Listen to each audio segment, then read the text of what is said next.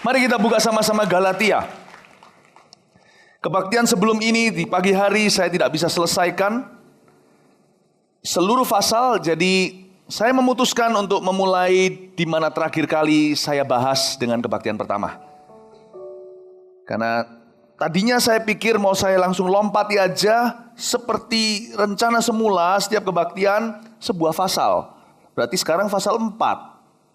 Tapi saya berubah pikiran, saya rasa saya harus sampaikan karena terlalu banyak pewahyuan yang terlalu indah untuk dilewatkan. Ya, di kebaktian yang pertama tadi, saya sampaikan bagaimana Tuhan mengotori tangannya dengan masalah kita. Anda perlu dengarkan itu. Saya nggak bisa ulangi di sini.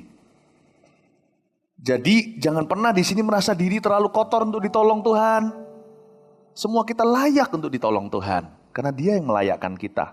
Kalau Tuhan sekali turun tangan kotori tangannya, semua kotoran pun dibersihkan. Dari yang sedikit kotor sampai paling kotor. Tidak ada seorang pun di antara kita layak, bukan?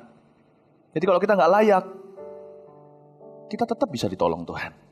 Saya ajari bagaimana beriman tadi pagi. Anda dengar sendiri. Berarti kita sekarang langsung ke ayat 13, pasal 3. Galatia 3:13. Dan kita akan nyerempet langsung sampai ke pasal 4.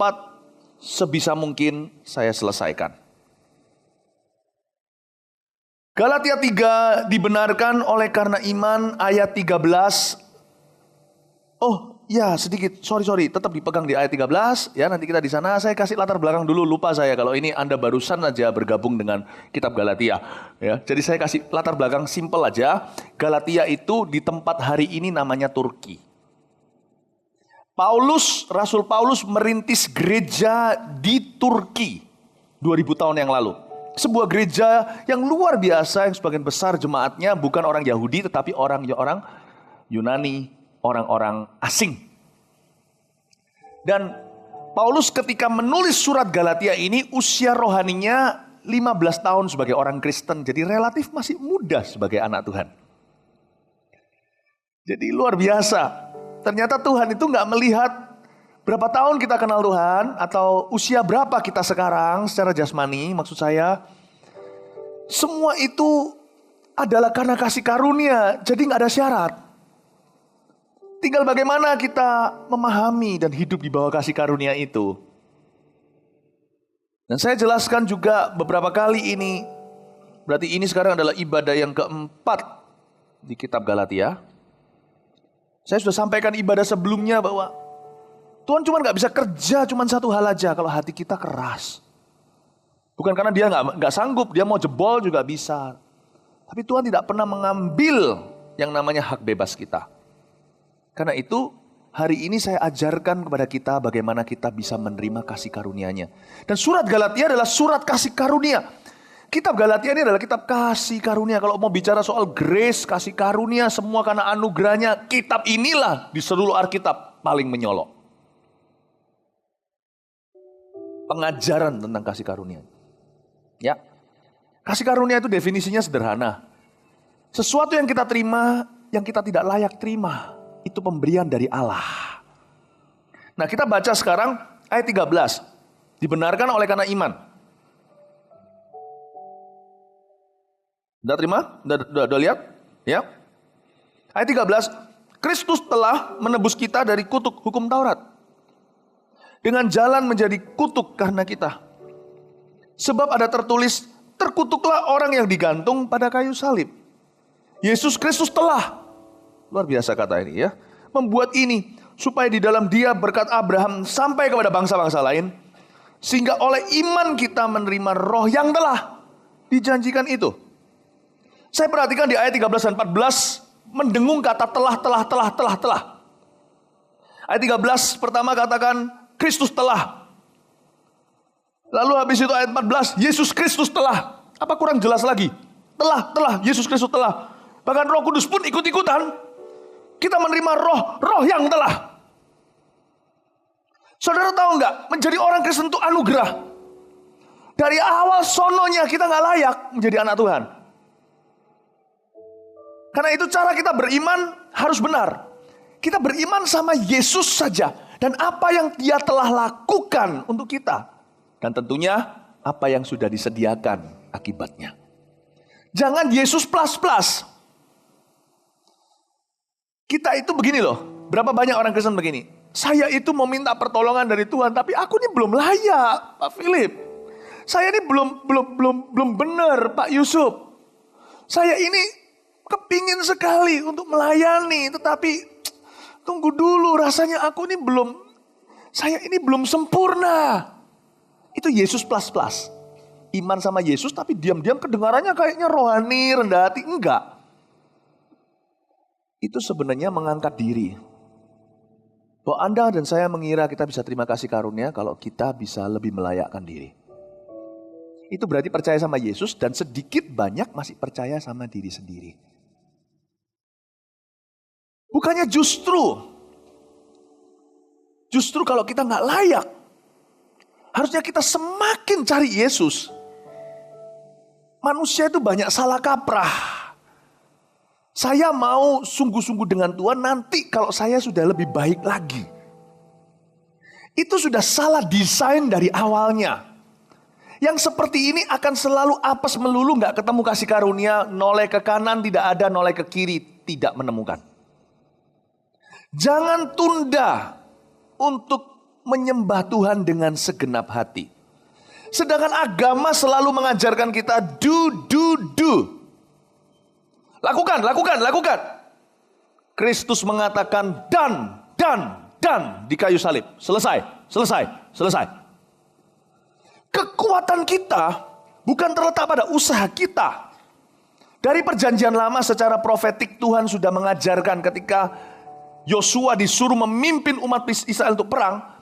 Yang pinter perang, yang jago pedang, yang tahu strategi, ditaruh di baris belakang. Tetapi di baris terdepan adalah orang-orang yang suka memuji.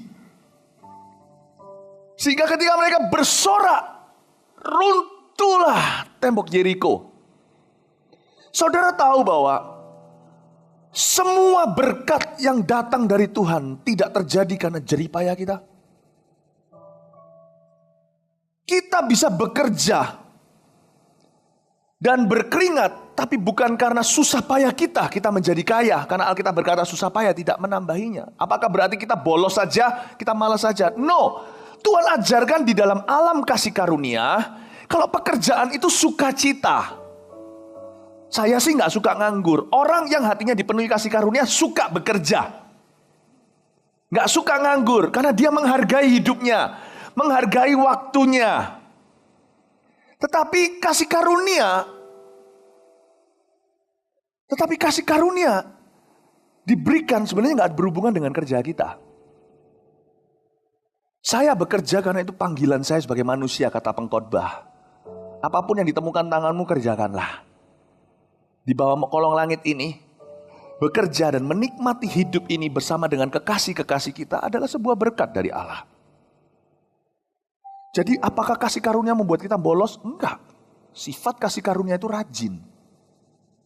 Tapi saya memberikan kepada Anda sebuah konsep untuk Anda bisa mengerti gimana beriman. Supaya imannya itu jangan dicampuri dengan kolesterol yang gak perlu, yaitu diriku. Supaya kalau kita berdoa minta itu jelas pandangan kita kepada salib. Kasih karunia tidak melenyapkan keperluan untuk bekerja. Siapa yang tinggal di rumah tidak bekerja, lalu berharap semua berkat datang begitu saja. Paulus berkata, nggak bekerja jangan makan di Tesalonika.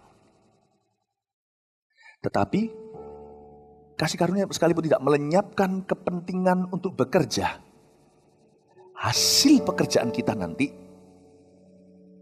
itu nanti kalau kasih karunia campur tangan, hasilnya akan begitu melampaui segala usaha manusia yang bisa.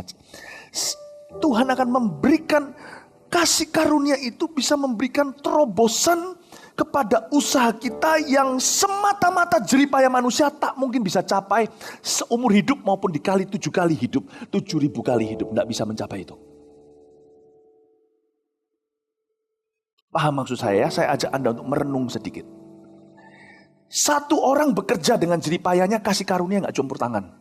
Yang satu lagi bekerja dengan seumur hidup, sama-sama dengan dia dengan sungguh-sungguh dan kasih karunia campur tangan. Akhirnya bisa beda langit dan bumi karena Tuhan campur tangan. Sama-sama kerja.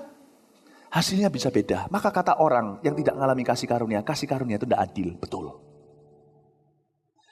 Ketika kita mendapatkan hasil kerja kita berkata, nggak mungkin aku bisa capai ini.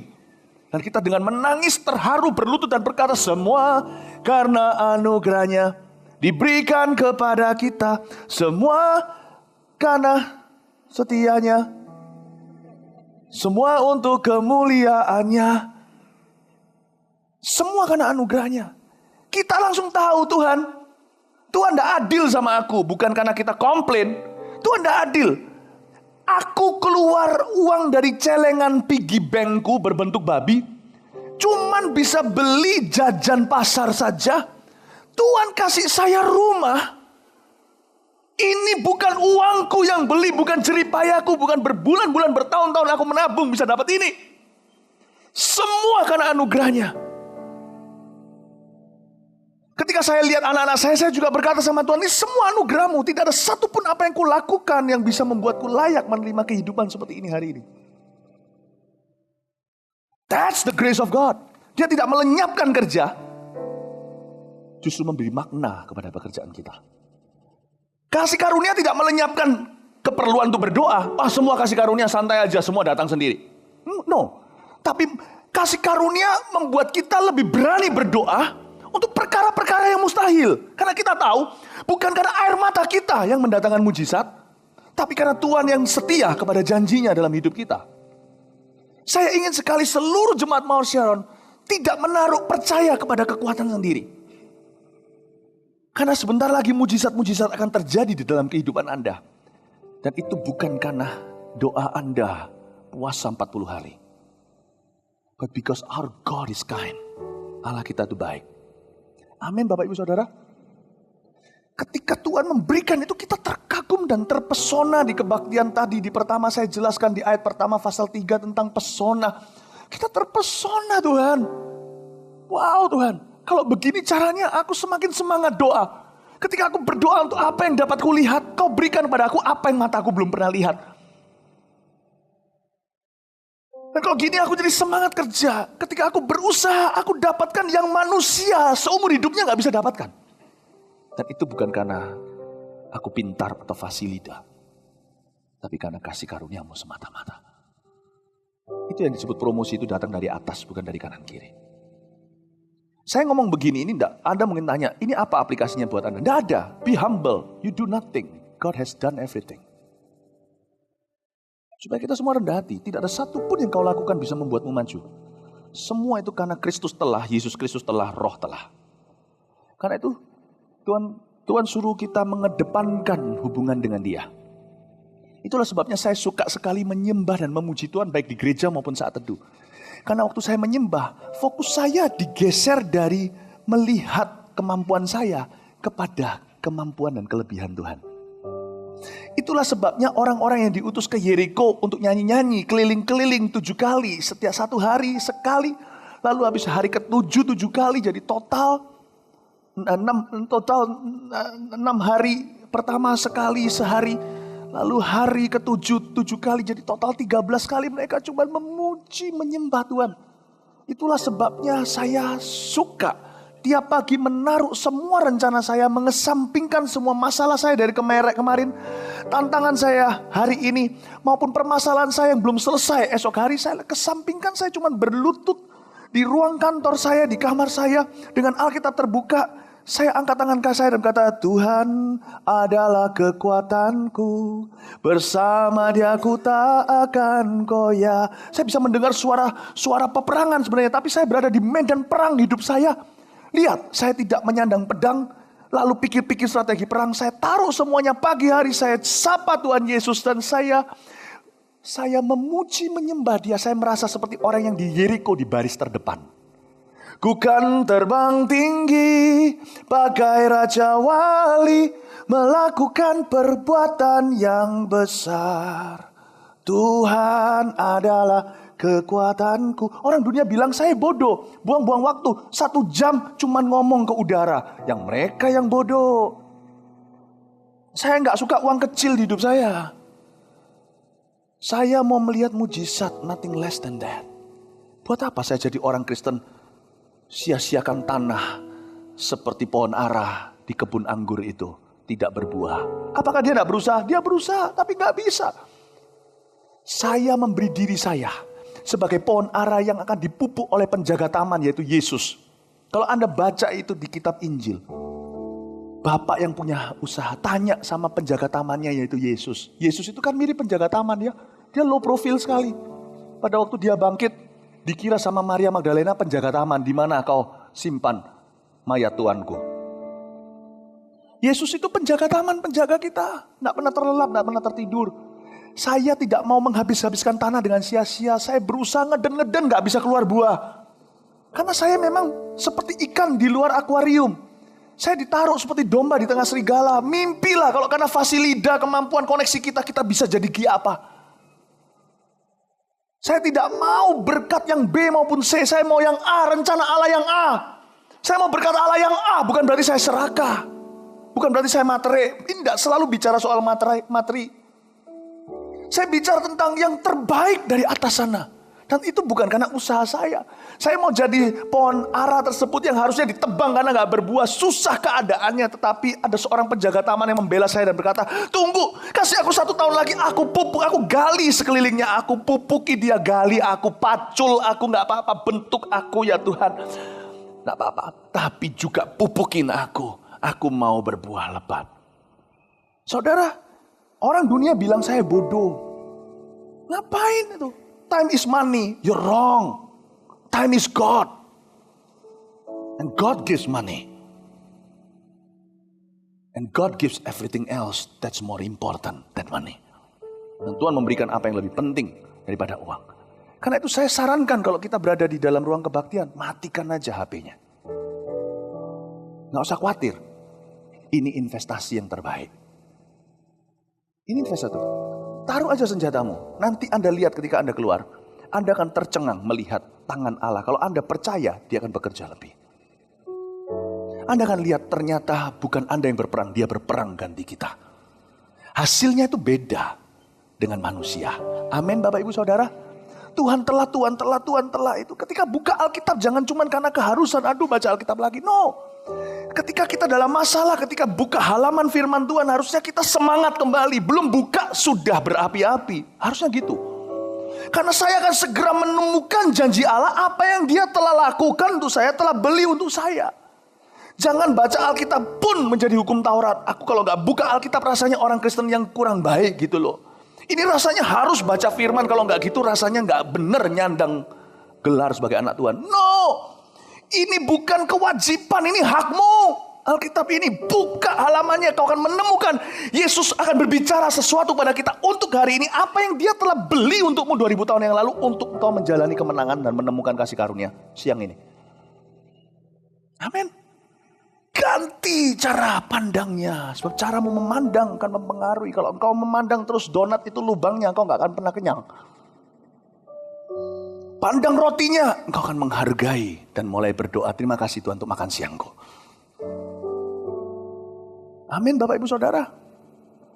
Blessings come from what He has done. Not what you can do. Apa yang Ia telah lakukan. Nah ini cara pandang yang berbeda yang saya mau ajarkan kepada Anda. Kita lihat ayat 15. Hukum Taurat atau janji? Ya saya ajak. Coba katakan pada kanan kirinya, pandang janji bukan kemampuanmu. Katakan. Oke, di ayat 15 kita akan melihat sifat sang pemberi janji, yaitu Tuhan Yesus Kristus sendiri. Saudara-saudara, baiklah aku pergunakan suatu contoh dari hidup sehari-hari. Suatu wasiat yang telah disahkan sekalipun ia dari manusia, sekalipun dari orang loh ya, notaris contohnya ya, tidak dapat batalkan begitu aja maksudnya, atau ditambahi oleh seorang pun. Miliki hubungan dengan Tuhan Yesus, dan waktu saya ngomong ini agak resiko. Khususnya bagi mereka yang nyeleneh, yang suka menyalahgunakan firman Tuhan untuk berbuat dosa. Bukan license to kill, tapi license to sin. Tapi saya tidak mau pengajaran ini dipengaruhi dengan mereka, dengan orang-orang ini. Sebab anak-anak Tuhan berhak mendapat roti, bukan remah-remah. Jadi dengan segala resiko untuk disalahgunakan untuk orang yang langsung keluar sana merasa berhak untuk berdosa karena Tuhan toh tetap cinta. Itu urusanmu kalau engkau binasa. Tapi saya bicara dengan orang yang hatinya gembur dan baik, yang akan melipat gandakan 30, 60 kali ganda, 100 kali ganda. Saya beritahu kepada Anda, tidak ada satupun, ini sifat dari sang pemberi janji, tidak ada satupun sesuatu apapun yang kita lakukan yang dapat membuat dia, sang pemberi janji, lebih atau kurang mencintai kita. Saya beritahu itu jelas dulu. Kita ngomong yang agak risiko sedikit ya. Abraham tuh mau jadi bapak dari bangsa-bangsa kan? Itu orang berbuat dosa loh. Dia jatuh sama Hagar. Zaman sekarang kalau kedengaran, orang gak akan respect sama keluarga itu. Si engkau itu tiduri pembantunya. Betul gak? Itu bahasanya kita. Si engkau Abraham tiduri pembantunya. Apakah berarti sekarang kita boleh lakukan yang Abraham lakukan? Nanti saya akan jelaskan. Detox kasih karunia bagi mereka yang suka manipulasi Tuhan. Tuhan tuh tidak bisa dibohongi. Jangan pernah lawan Tuhan. Kata orang Israel licik sekali. Orang Arab juga sangat cerdik sekali. Yang menciptakan mereka jauh lebih cerdik. Kata orang Medan, untung satelit Medan tidak ikut. Kata orang Medan, wah perhitungannya luar biasa. Yang menciptakan orang Medan siapa? Tuhan lebih Medan dari Medan. Jangan coba-coba lawan Tuhan. Anda mau manipulasi dia tetap cinta Anda. Saya beritahu, saya garansi pada Anda, tidak ada apapun yang Anda lakukan bisa membuat dia tidak mencintai, tapi dia pasti mengoperasimu. Sampai pada taraf di mana engkau hanya menghargai dia saja. Dia itu tahu bagaimana menekuk kaki orang. Dia tahu. Don't try. Tapi saya mau beritahu pada Anda dulu. Dari waktu ke waktu saya akan kasih awas-awasnya. Supaya Anda nggak ngawur. Dan saya juga tidak liar. Si Abraham selingkuh dengan pembantunya. Tetap janji Tuhan tergenapi. Bukan karena si Abraham setia. Ketika kita tidak setia, Tuhan yang setia. Saya ngomong gini beresiko tinggi. Tapi ingat, saya beritahu kepada Anda satu hal. That's how powerful our God is. Karena itu jangan pernah ada orang berkata seperti ini, aku mau lari dari Tuhan . Kenapa? Aku gak layak. Tambah gak layak, tambah lari mendekat. Datang pada Tuhan dan berkata, ampun Tuhan. Pulihkan aku. Jangan lari. Amin Bapak Ibu Saudara. Tidak ada sesuatu apapun yang kita lakukan dan perbuat yang bisa membuat kasihnya luntur sama kita. Jadi kalau Anda dan saya hari ini dari waktu ke waktu diombang-ambing perasaan, Tuhan sudah gak cinta aku lagi. Saya sering mendapat komentar gitu di Facebook juga, di sosial media Twitter, Pastor Philip, apakah Tuhan masih mau terima aku lagi ya? Aku jatuh lagi. Saudara-saudara, saya mau Anda punya fondasi iman bukan feeling. Iman mengatasi perasaan. Apapun perasaanmu, percayalah dan seret segenap hatimu untuk percaya bahwa tidak ada yang kau lakukan kemarin atau sekarang atau nanti bisa mengubah pikiran Tuhan terhadapmu. Kalau Anda dan saya tidak bisa punya rasa aman seperti itu, kemungkinan besar kita tidak akan pernah bisa menang melawan pergumulan dosa dan apapun juga. Itu namanya unconditional love. Kasih tanpa kondisi. Amin. Seperti itu. Fokus kepada apa yang Yesus sudah lakukan. Contohnya anak muda yang berkata, kok aku jatuh lagi. Setiap kali aku jatuh gimana? Lama-lama aku capek. Aku bilang aja deh sama setan begini aja. Ya atau aku bilang aja, ya sudah memang aku tidak layak. Ya memang aku begini. Malah setan tangkap. Malah hidup kita terpuruk. 7 roh lebih jahat akan masuk di dalam hidup kita. Yang enggak. Jawaban kita menentukan nasib kita. Jangan menjawab sembarangan. Jawab selalu yang sepadan dengan Injil. Yesus Kristus telah, Roh telah. Jawabnya begini. Kalau kita sekarang lagi jatuh. Kita berkata, apa salahnya jatuh sekali lagi, toh sudah terlanjur jatuh. Jangan mau. Cepat kembali. Karena kasih karunia memanggilmu. Masih mau gak Tuhan terima Anda? Masih mau, kasih karunia-Nya itu tak ada batas. Cepat datang dan berkata sama setan yang mendakwa Anda, aku tidak mau jatuh lagi. Mau tahu kenapa? Karena sekarang juga ini Tuhan sudah mengampuni aku. Aku tidak mau lari lagi. Ngomong Tuhan sudah mengampuni. Sebelum Anda datang dan berkata Tuhan ampuni aku. Si anak bungsu yang di Lukas 15 itu sebelum dia pulang sudah diampuni papanya. Itu fakta, cuma dia belum dikonekkan dengan papanya. Sampai dia pulang ke rumah, sampai dia berkata, "Papa sorry," baru dia dirangkul semua kembali. Anda dan saya untuk melawan setan, setiap dakwaan yang akarnya adalah rasa takut dan khawatir akan masa depan dan tuduhan dari masa lalu. Ya, kalau kita berbuat dosa, boleh nggak rasa malu? Harus rasa malu, tapi jangan tertuduh. Kita datang dan kita berkata sama setan terlebih dahulu, "Aku ini sekarang sudah diampuni. Ya aku jatuh, ya aku pinjam barangmu. Tapi aku tidak mau ikut kamu lagi. Aku mau lari kembali ke Bapak. Bapak akan terima aku." Lalu datanglah dengan rasa malu berkata, "Ampuni aku Bapak," dan dipulihkan. Apapun yang Anda rasakan, berhentilah berbuat dosa. Tuhan sudah menyelesaikannya. Amin. Tapi kalau kita sekarang dalam keadaan tidak berdosa, lalu diganggu dengan pikiran roh jahat, sekali-kali yuk, surfing dong internet lagi tuh, buka pornografi nggak apa-apa, toh nanti setelahnya Tuhan ampuni kamu. Setan itu gitu. Bedanya setan dengan Tuhan, Tuhan itu semuanya pada waktunya dan indah pada waktunya. Kalau setan itu selalu melanggar waktu.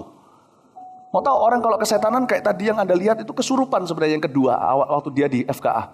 Waktu orang baca Alkitab, dia tertidur. Waktu orang tidur, dia melek. Setan itu selalu nggak pas waktunya. Kalau orang hidupnya penuh dengan roh jahat, malam hari semua orang tidur dengan keluarganya, orang itu dugem. Semua orang kerja, dia tidur. Kalau orang dari roh Tuhan nggak begitu.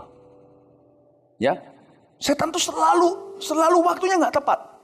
Ketika kita jatuh sudah terlanjur nih, kita butuh apa? Pengampunan. Tapi setan kasih dakwaan, pergilah lebih jauh lagi. Tapi ketika kita sudah di dalam Tuhan dan baik-baik di dalam Tuhan, setan berkata, "Ayo, toh kamu sudah di dalam rumah, keluar yuk sama aku sebentar, nggak apa-apa, toh nanti pulang diterima lagi." Setan itu selalu suruh kita melakukan sesuatu yang bukan pada waktunya. Jawaban kita selalu sama, kembali ke salib kalau Anda mau menang. Cara Anda menjawab setan akan menentukan Anda lulus ujian nggak dalam hidup ini. Yesus pun begitu kok. Yesus diberitahu, setan datang menggodanya, dia selalu berkata, ada tertulis. Anda harus bisa menjawab setan, cuman bedanya dengan Yesus, setan bicara secara audible. Kalau sama kita, di pikiran kita ada pikiran roh jahat yang lewat. Anda dan saya harus bisa jawab. Jadi kalau kita sekarang dalam keadaan baik-baik, lalu kita diajak keluar, ngomongnya begini, "Yesus sudah mati kok, Tan. Saya nyatan. Tan, Yesus sudah mati untuk aku kok. Aku masih bisa hidup di dalamnya itu loh." Ngerti maksud saya? Paulus kan bilang gitu. "Bolehkah aku terus berdosa kalau aku tidak di bawah hukum Taurat, tapi di bawah kasih karunia?" Loh gimana toh? Kalau aku sampai berdosa, semua yang kuperjuangkan dan diperjuangkan Tuhan ini kan ada gunanya. Saya melihat film Braveheart, si Mel Gibson. Terakhirnya kan dia mau dibunuh. Dia melawan orang Scotland, dia melawan Inggris, penjajahnya zaman itu. Dan mereka rajanya itu benci kesumat karena sebenarnya diam-diam di hati ini gak terima kok. Orang ini kok bisa gak susah ditundukkan. Makanya namanya Braveheart, hatinya berani. Ketika dia mau disiksa dengan semua alat siksanya. Terakhir penutupan film itu. Dia didatangin sama satu kekasihnya dan berkata, "Sudahlah. Kamu bilang aja supaya kamu dapat kematian cepat dipenggal, gak usah disiksa pelan-pelan. Kamu bilang aja sama raja, aku kapok." Lalu dia berkata, "Aku memang takut. Tapi kalau sampai aku bilang kapok, semua aku perjuangkan, teman-temanku perjuangkan, sia-sia. Bagaimana aku bisa bilang aku kapok? Misi hidupku adalah untuk memperjuangkan Skotlandia. Bagaimana aku bisa dengan sengaja berdosa, sedangkan misi hidupku sekarang adalah memuliakan Allah? Lu gila ya? Gituin setannya. Tuhan saya sudah dilahirkan sebagai cowok kok saya sekarang disuruh pakai rok. Lu gila ya? Aku cowok, ya aku berpakaian cowok. Tunjuk kepada apa yang Yesus sudah beli. Itu jadi identitasmu. Identitasku bukan pendosa lagi. Dia telah menebusku. Aku adalah anaknya. Pergi setan. Semua yang kuperjuangkan kan habis gitu aja. No. Tapi kalau kita sudah jatuh, kembali katakan, aku mau jatuh sekarang 7 kali. Aku bisa bangkit 7 kali, kata Alkitab. Karena Yesus selalu menerima aku. Amin Bapak Ibu Saudara. Jawab tuh setan di dalam peperangan hidup kita. Kalau kita mau mengalami terobosan dan multiplikasi dari Tuhan. You want to know how to be mature? Answer Satan well, biblically, in your mind. Jawab si setan. So peperangan kita bukan melawan darah dan daging. Setiap hari ada peperangan melawanmu dan keluargamu dan pekerjaanmu. Amin Bapak Ibu Saudara. Saya ajarkan apa? Intinya semuanya apa? Intinya adalah untuk Anda berakar pada apa yang Yesus sudah lakukan, bukan kegagalan Anda maupun kemampuan Anda. Baru bisa menang. Amin Bapak Ibu Saudara. Kita lanjutkan sekarang. Ayat 16. Adapun kepada Abraham diucapkan segala janji itu kan kepada keturunannya. Tidak dikatakan kepada keturunan-keturunannya seolah-olah dimaksud banyak orang, tapi hanya satu orang, dan kepada keturunanmu yaitu Kristus. Ya, maksudnya di dalam Kristus semuanya sudah selesai. Maksudku ialah janji yang sebelumnya telah disahkan Allah tidak dapat dibatalkan oleh hukum Taurat yang baru terbit 430 tahun kemudian, sehingga janji itu hilang kekuatannya. Sebab jikalau apa yang ditentukan Allah berasal dari hukum Taurat, ia tidak berasal dari janji. Tetapi justru oleh janjilah Allah telah menganugerahkan kasih karunia-Nya kepada Abraham. Ingat, Abraham ini bukan seseorang yang panutan. Tapi saya tahu dia membayar harga yang mahal dengan adanya Ismail dan Hagar. Karena itu masuk ke ayat 19. Sebelum 18 tunggu. Di 18 tadi itu kalau Abraham bisa jadi Abraham hari ini, kita jangan berkecil hati. Kita lebih baik dari Abraham. Sebenarnya sesungguhnya di dalam kerajaan surga kita masih lebih layak dari Abraham. Mungkin sebagian kita di sini yang merasa pendosa kotor sekali ya, yang pernah bunuh orang apa segalanya, ya mungkin lebih parah. Tapi rata-rata nih, semua kita masih lebih genah dari Abraham. Kalau Abraham bisa jadi Abraham seperti itu, kita jangan berkecil hati. Jangan pernah berkata, aku gak layak untuk ditolong Tuhan. Lalu takut. Tadi pagi saya ajarkan tentang keberanian menghampiri tata Allah atau bondo nekat. Saudara tahu nggak? Kalau Tuhan menggenapi janjinya di Abraham itu karena kebaikan hatinya, bukan karena Abraham layak.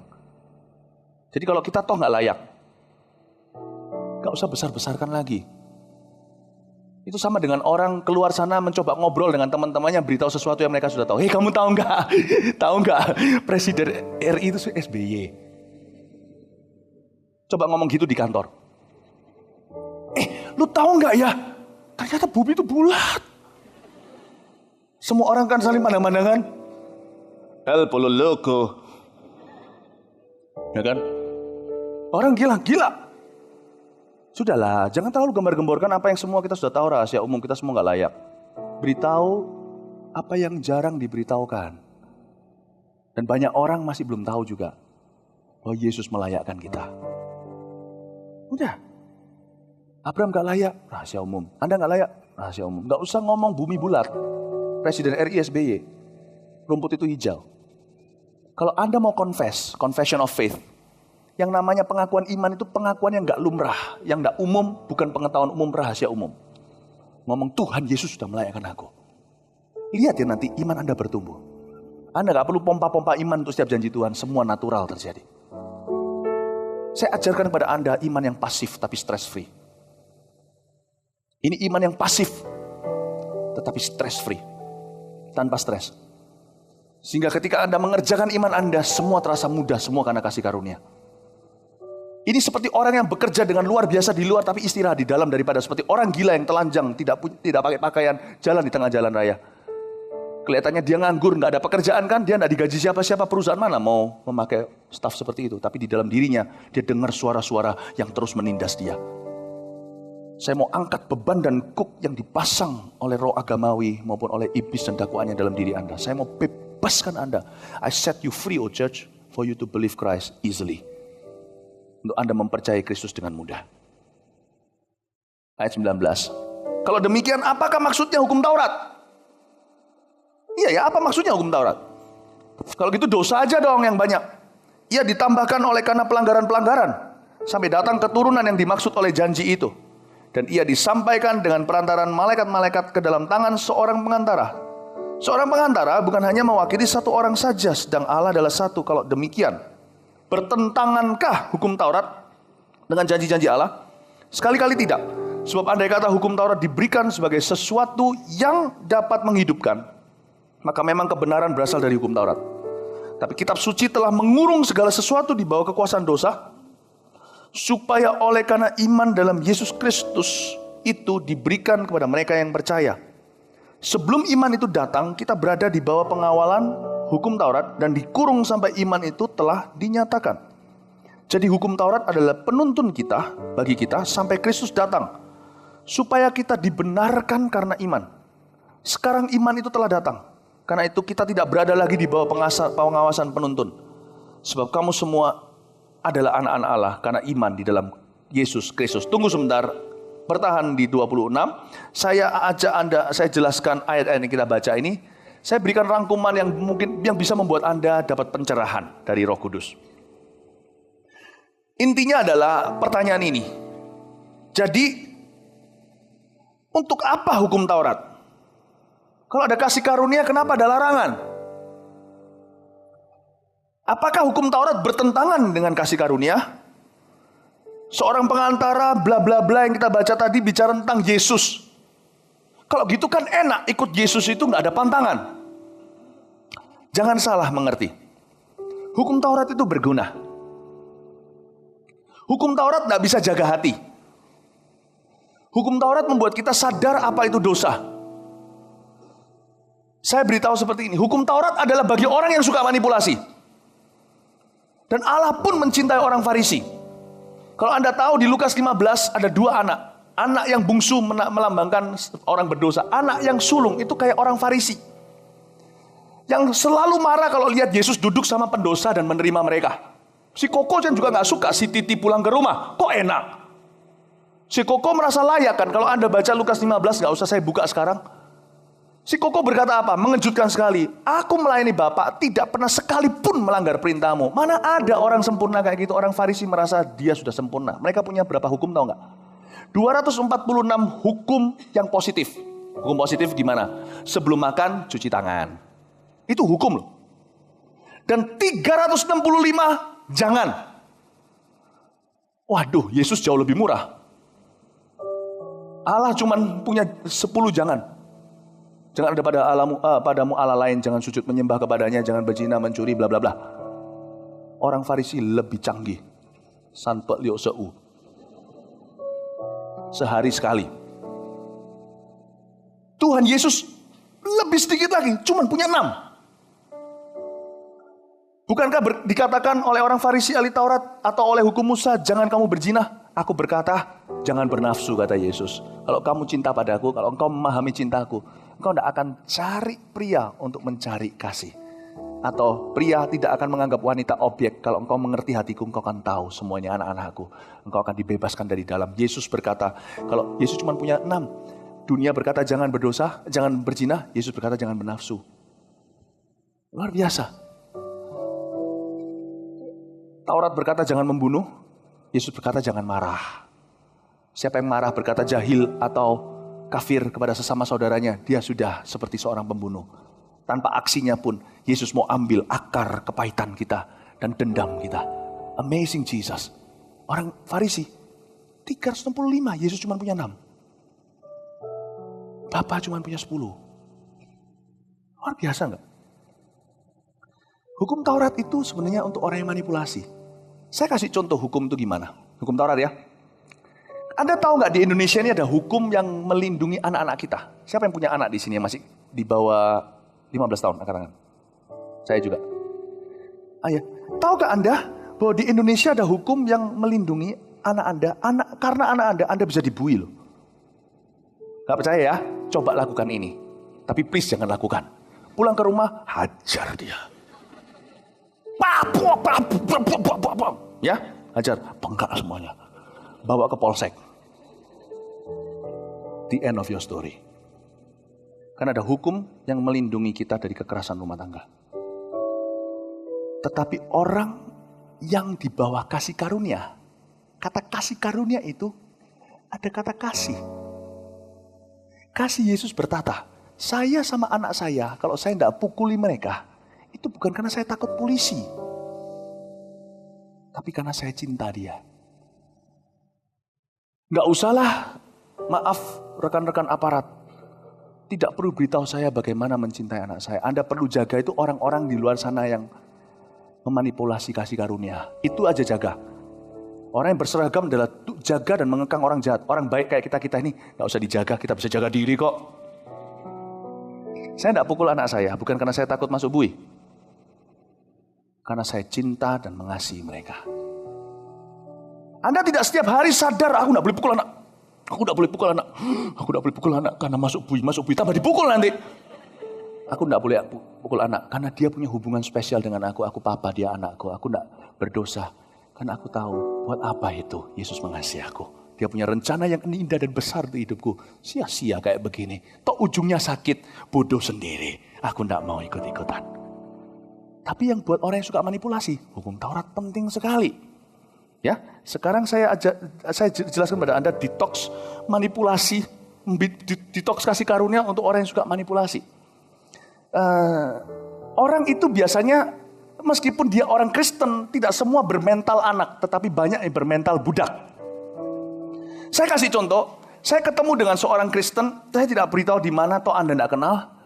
Dia itu suka berzina, dia sudah menikah, punya anak masih kecil, tapi suka berzina. Dan berzinanya juga pakai cara-cara yang juga bukan cuman, ya tidak ada yang namanya berzina itu lebih kelas atau lebih kampungan, itu tidak ada. Tetapi dia punya zina adalah zina kelas jalanan. Dia suka ambilin pelacur di pinggir jalan. Alamat masalah. Singkat cerita, saya sempat layani long time ago ya, waktu yang lalu dulu sekali. Saya layani dia, saya beritahu, kok sudahlah jangan begitu lagi. Terus dia datang sorry, besok lakukan lagi, sorry. Jadi lama-lama saya jadi curiga, setiap kali dia datang saya layani, dia menangis dia itu air mata anak Tuhan atau air mata buaya. Saya mulai curiga jangan-jangan saya cuma dijadikan sama dia rasa amannya. Jadi kayak sistem di gereja tertentu namanya pengakuan dosa gitu loh. Ya, pengakuan dosa. Saya sudah berdosa, lalu ada biliknya tersendiri, lalu habis itu keluar bisa bunuh orang lagi. Saya lama-lama jadi agak tersinggung. Saya bilang, Tuhan, kalau engkau tidak mau tegur dia, bela aku Tuhan. Harga diriku dipertaruhkan. Saya kan jadi pendeta imam upahan. Cuman untuk angkat dosa orang sebentar. Saya tidak bisa ubah hatinya Tuhan. Apa yang kau lakukan? Tuhan dengar loh doa saya. Tuhan izinkan dia. Karena kasih karunia sudah tidak berbicara. Berkat sudah tidak mempan lagi. Tuhan pakai cambuk. Tapi indahnya Tuhan. Kalau tongkat tidak bisa bicara lagi. Tuhan masih ada gada. Dan itu pun bukan untuk membunuh anaknya. Tapi untuk menuntunnya. Entah ke rumput yang hijau air tenang. Atau ke rumah Bakah. Salah satu. Orang ini kena AIDS, HIV AIDS. Dan saya bersyukur bisa melayani dia sampai tuntas sebelum dia mati. Saya layani dia. Dan saya akhirnya melihat air mata seorang anak Tuhan. Saya bilang selama ini, dia ngomong sama saya, selama ini aku jadi budak di dalam rumah Tuhan. Aku statusnya anak Tuhan, tapi budak dosa. Sekarang semua kenikmatan, eksploitasi, adventure atau petualangan seks saya yang saya bangga-banggakan dengan teman-teman saya. Sekarang tubuh saya itu begitu sakit sekali. Tak satu pun kenikmatan masa lalu itu menghibur aku. Malah satu-satu menghantui aku dan menyesalinya. Dia bilang, Philip. Ya, waktu itu saya belum dipanggil sebagai pendeta di gereja ini. Ya, Philip, saya masih punya kesempatan gak? Nah disitulah kita imam itu, kata-kata kita akan berarti hidup atau mati bagi orang. Karena itu di Maleakhi dikatakan seorang imam dicari apa dari mulutnya? Nasihat bukan? Dan hikmat. Saya itu kalau sudah gitu udah gregetan. Saya maunya, waktu dia tanya sudah punya kesempatan enggak? Pumpung sekarang dia enggak punya banyak orang untuk ditanyain. Saya mau ngomong enggak loh, biar kapok mati. Tapi Tuhan ngomong sama saya, aku itu menciptakan dia, Philip. Aku tuh menebus dia ketika dia jatuh sama pelacur A, B, C dan semuanya. Aku itu sudah mati untuk dia. Jangan menolong setan. Setan mau orang ini binasa. Beritahu sama dia, oh, aku sudah ampuni semua yang perbuatannya. Saya bilang, kok enak? Pertama saya pikir, kok enak kalau gitu? Kita semua bisa dosa aja terakhirnya begitu. Lalu Tuhan sepertinya dengan bergurau berkata, kamu mau AIDS?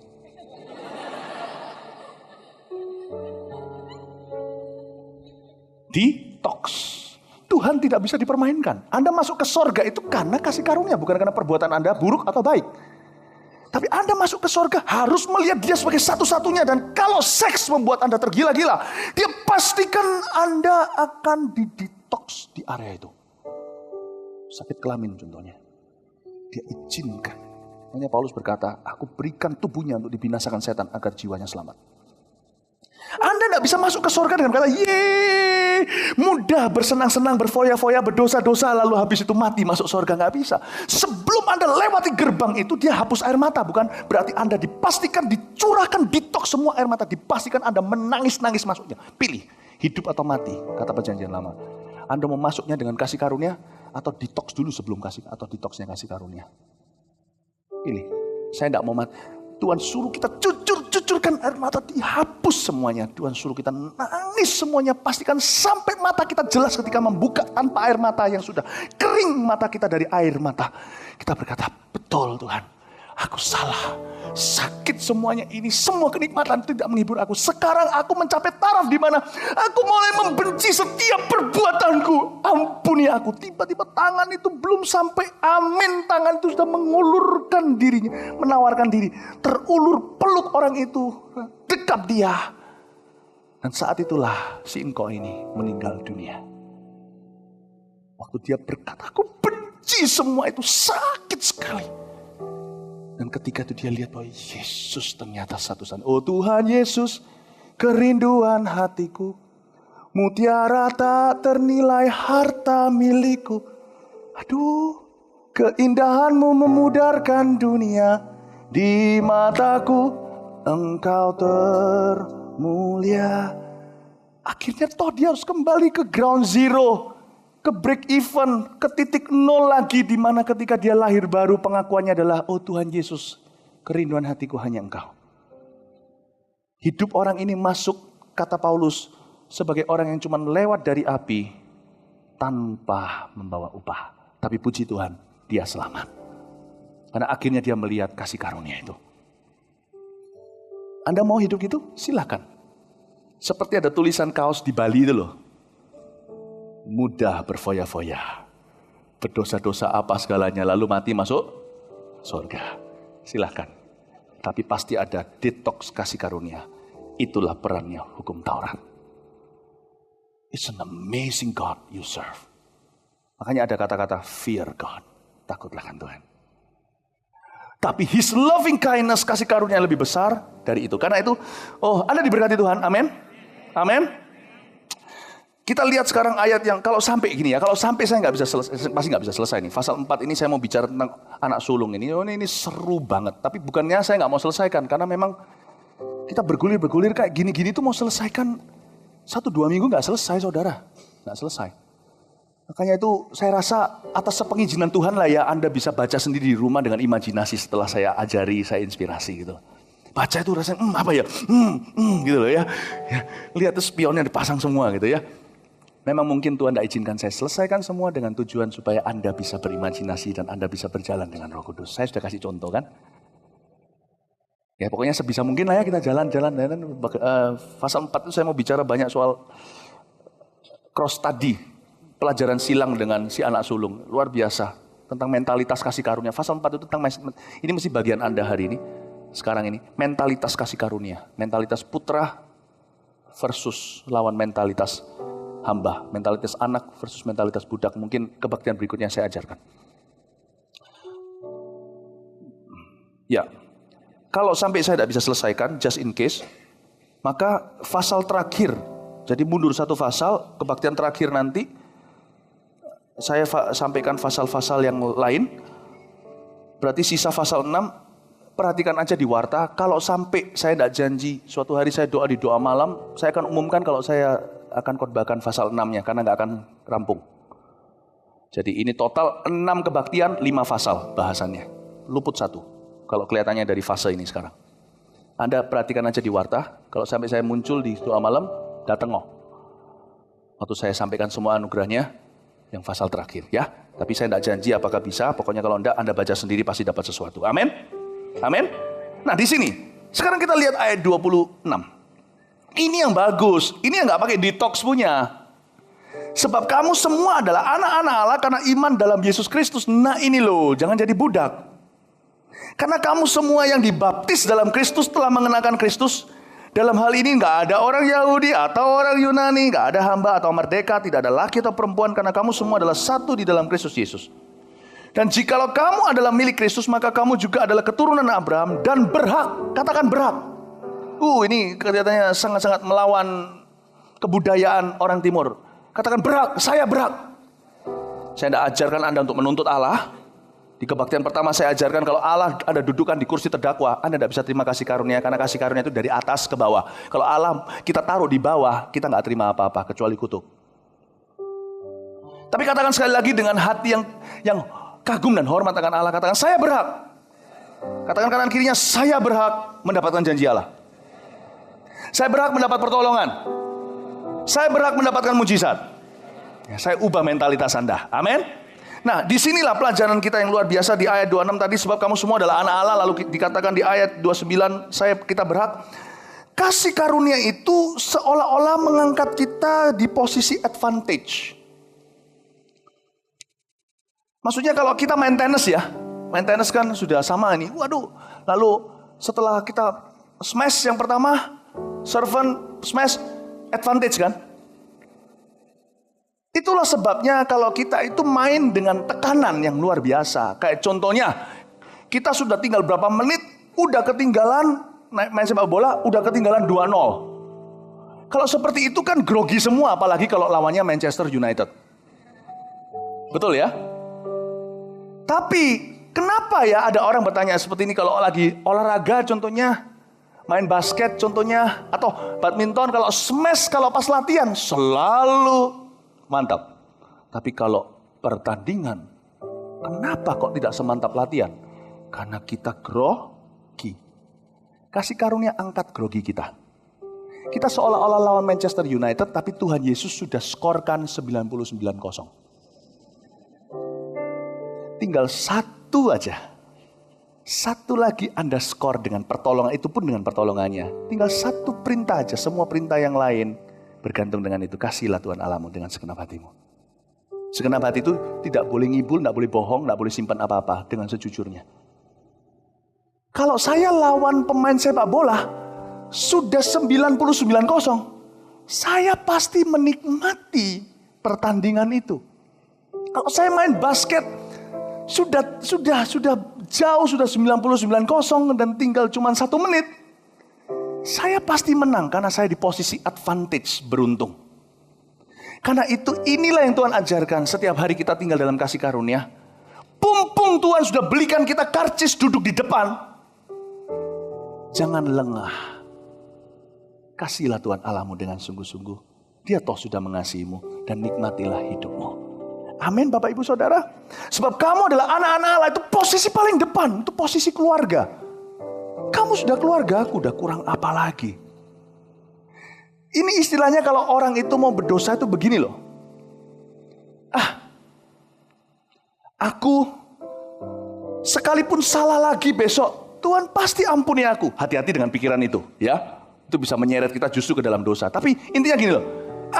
Aku sekalipun salah gimana pun juga tidak bisa mengubah cara kasih Tuhan kepada aku. Membuat kita jadi tidak grogi. Membuat kita bisa berpikiran jernih. Nah pertanyaannya sekarang, maukah aku secara sengaja jatuh dalam kesalahan? Ya ngapain sakit tidak berguna? Membuat kita berubah dari orang yang mengambil keputusan dari tekanan demi diterima oleh Allah. Kita sudah diterima dulu, advantage, posisinya sudah menang. Game itu sudah gak perlu dimainkan, sudah menang. Jadi enak plong 246 dan 365 hukumnya Farisi itu diangkat dari kita. Di sisa cuma satu perintah Allah yang utama. Kasihlah Tuhan Allahmu. Semua bergantung dengan itu. Nanti sisanya di kebaktian berikutnya saya jelaskan. 9 buah roh. 3 pertama itu pasif. 6 berikutnya itu adalah hubungan kita dengan lingkungan dan sesama. Kasih, damai, sejahtera, dan sukacita. Tahukah Anda?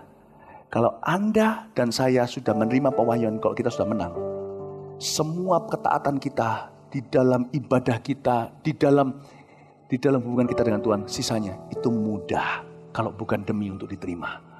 Natural saja. Amin Bapak Ibu Saudara. Kalau Anda sudah menang, Kalau Anda sudah di depan, larilah lebih kencang. Dan nikmatilah hidup ini. Saya kalau berpikiran seperti itu, toh besok kalau saya salah, toh sudah diterima. Saya tidak akan lagi berpikir dengan tekanan. Saya malah bisa berpikir dengan objektif dan jernih. Sehingga saya bisa membuat yang namanya smart choice. Pilihan yang pintar. Saya tidak mau. Kalau iblis muncul di pintu saya berkata, maukah kamu berdosa? Ngapain? Kasih karunia lebih indah. Buat apa saya berdosa? Kalau Anda dan saya bisa menerjemahkan dengan ini dengan baik, Anda tidak lihat lagi keluarga itu sebagai beban, pekerjaan sebagai kutukan, pelayanan sebagai keharusan. Anda akan menjadi tembok yang dikelilingi Allah, nggak bisa ditembus sama musuh, malah terjadi multiplikasi melulu. Kalau saya ditantang tuh, saya dicoba untuk berdosa, saya lihat istri anak-anak saya, ngapain? Saya cuma bilang sama setan, hai setan, bukan sebelum kamu kutengking, kamu perlu tahu, tawaranmu sama sekali tidak menggoda aku. Mau tahu kenapa? Yang Tuhan kasih itu jauh lebih menggoda. Pekerjaanku dari Tuhan, sekalipun ada masalah, belum beres semua, thank you. Terima kasih Tuhan untuk kasih setiamu. Justru kalau di depan lari lebih kencang, justru kalau sudah ada di depan, nikmatilah kehidupan. Kita ini di depan, masalah kita belum selesai, tapi posisi kita sudah dapat di depan Tuhan. Amin. Justru berpikir jernih, ngapain aku mundur dari Tuhan? Keluarga aku kasih karunia, pekerjaanku kasih karunia, dan pekerjaanku kasih karunia. Lalu ada satu ayat lagi saya selesai dengan ini. Di kitab Mazmur dikatakan, lanjutkanlah kasih setiamu padaku. Saya merinding baca ayat itu selalu. Continue your grace. I can never have enough of this. Hidupku gak sempurna, masih banyak kurangnya. Tapi setiap saat aku mending 1 hari di dalam hidup ini daripada 1000 hari di hidup lain. Aku cukup, aku puas, konten, aku batinku tenang. Aku percaya Tuhan, ini yang terbaik. Lanjutkan kasih karuniamu. Disitulah kita menemukan padang yang berumput hijau dan air yang tenang kemanapun kita pergi. Karena mata kita tertuju ke alamat yang tepat, Yesus. Hitunglah berkatmu satu-satu. Dan kau akan menjadi tembok yang tidak bisa ditebus. Dan Allah akan semakin meningkatkan berkat-berkatnya di dalam kehidupanmu. Amin Bapak Ibu Saudara. Berikan tepuk tangan untuk Tuhan Yesus. Mari kita bangkit berdiri sama-sama. Praise the Lord. Thank you Lord Jesus. Terima kasih ya Tuhan. Terima kasih ya Tuhan. Terima kasih ya Tuhan. Tahu lagu itu, terima kasih Tuhan, nyanyikan lagu itu ya. Kasih saya kuncinya. Amin Bapak Ibu Saudara. Mulai hari ini kalau diajak sama setan mundur, ngomong sama setan, bahasa Jakarta sedikit gak apa-apa, gue gak ikut. Lu ajak orang bodoh aja, jangan ajak saya. Kalau dia bilang, itu loh, rumput di sebelah lebih hijau. Siapa bilang? Si setan katarakan. No, hidupku dikasih karunia. Memang gak sempurna, tapi aku gak mau tukarkan dengan apapun juga. Tidak ada komplit dari aku kecuali syukur. Amin. Amin Bapak Ibu Saudara. Kalau Anda ditantang untuk tidak, kalau dilemahkan perasaan pikiranmu, katakan, oh dah, Tuhan belum selesai dengan aku. Mujizat segera akan datang. Itu bukan cuma berpikiran positif, itulah iman. Katakan, oh kasih karunia akan memberikan kepadaku apa yang jeripaya manusia, usaha seumur hidupku pun tidak bisa capai. Dia akan berikan seketika, sekejap mata ketika keselamatannya tiba dalam hidupku. Aku tidak akan putus asa. Kesusahan sehari untuk sehari, besok aku percaya padang rumput yang hijau, air tenang sudah ada di depanku. Tuhan sudah menyediakan perkara-perkara yang indah. Kebajikan, kemurahan belaka akan mengikuti aku. Berjalanlah dengan was-was ketika Anda masuk kamar mandi, ketika Anda keluar rumah, masuk mobil, seolah-olah ada ketakutan, kekhawatiran. Miliki satu kekhawatiran yang baik, khawatir untuk diberkati. Paham maksud saya? Sedikit GR sama Tuhan lebih baik daripada meragukan Dia. Keluar, kebajikan, kemurahan mengikuti aku. Tahu artinya mengikuti itu sama dengan kata menghantui aku. Anda tidak tahu ketika Anda turun ranjang, kaki Anda dari bawah dipegang. Ternyata kebajikan, kemurahan memegang Anda. Anda masuk ke kamar mandi, ditabrak dengan truk namanya truk. Waktu Anda keluar rumah, ditabrak dengan truk namanya truk.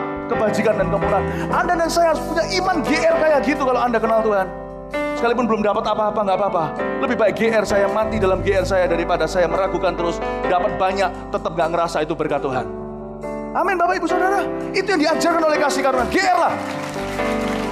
Masuk kamar mandi, keluar, pergi ke kantor, pulang rumah. Hati-hati was-was. Dari kanan kiri, dari mana akan kejatuhan durian. Bukan karena kita serakah maupun matre, tapi karena kita melayani Tuhan yang baik. Dan bukan karena kebaikan kita, karena Dia mau menyatakan kebaikannya dalam hidup kita.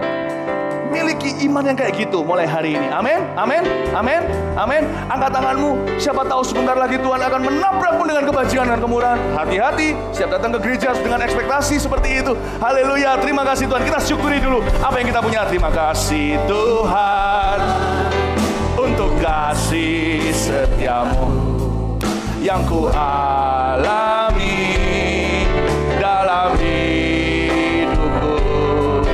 Terima kasih Yesus untuk kebaikan-Mu sepanjang hidupku. Sekali lagi terima kasih Tuhan untuk kasih setia-Mu. Terima kasih Tuhan untuk kasih setia-Mu yang ku alami dalam hidupku. Terima kasih Yesus untuk kebaikan. Mari kita syukuri apa yang kita sudah punya. Itu semua juga kasih karunia. Jangan ngomel lagi, saling berharap dan dengan positif. Mana wajah Tuhan, katakan terima kasih Yesusku buat anugerah yang Kau beri. Sebab hari ini Tuhan adakan syukur. Mari panjatkan syukur sebab Dia layak terima syukur kita. Terima kasih Yesusku buat anugerah yang Kau beri. Sebab hari ini Tuhan adakan syukur. Sebab hari ini Tuhan adakan. Sebab hari ini Tuhan adakan syukur bagimu. Sebab hari ini Tuhan adakan, aku bersyukur. Sebab hari ini Tuhan adakan syukur bagimu. Berikan tepuk tangan untuk Tuhan. Kita akan terima berkat Tuhan. Angkat tanganmu. Tidak pernah sekalipun di dalam kitab Injil Tuhan menegur seseorang karena GR. Hai kamu, terlalu percaya kamu sama aku. Tidak pernah. Tapi berkali-kali Tuhan selalu tegur mereka yang kurang iman. Hai kamu yang kurang iman, angkatan yang tidak beriman, angka orang yang selalu meragukan. Tuhan, terima kasih hari ini Kau mengajari kami seni jadi GR. Ya Tuhan, bukan karena kami hebat, tapi karena kami percaya. Tuhan, kami bukan cuma sanggup, Dia baik sekali. Kami tidak mau memanipulasi Tuhan, kami takut setengah mati. Tapi kami sudah ada di depan, thank you Tuhan. Kami mau ambil posisi ini sebagai posisi untuk maju dan melompat lebih tinggi. Thank you Tuhan. Hari ini Kau jadikan kami anak-anak Tuhan. Kami berdoa setiap jemaat Gereja Mawar Siaran Kebaktian 2 contohnya, dan semua yang live streaming saat ini juga, Jakarta dan sebagainya, Jember. Di dalam nama Yesus terimalah berkat dari Allah Bapa. Sungguh-sungguh berkat akan mengikuti. Hati-hati keluar dari gereja ini. Setelah Anda amin, Anda keluar. Belum sampai keluar, tiba-tiba telepon Anda berdering, kasih karunia ditunjukkan. Tiba-tiba telepon Anda berdering, Papa sembuh dari kanker. Tiba-tiba telepon Anda berdering, tiba-tiba Mama Anda terima Yesus. Saya tidak tahu, tapi Tuhan itu punya berbagai cara untuk bisa memberkati anaknya. Tuhan itu baik, Dia nggak kehabisan cara. Dan bukan karena kita serakah, tapi karena kita percaya. Terima kasih ya Tuhan, berkat-Mu atas umat-Mu. Kasih karunia dari Bapa dan kasih dari Tuhan Yesus dan pengurapan dari Roh Kudus menyertai pekerjaan, bisnis, profesi, karir, anak, istri, keluarga, suami, orang tua, teman, tetangga. Berkati keluar masuk kami di dalam nama Yesus Kristus. Kebajikan, kemurahan mengikutimu. Haleluya, amin. God bless you.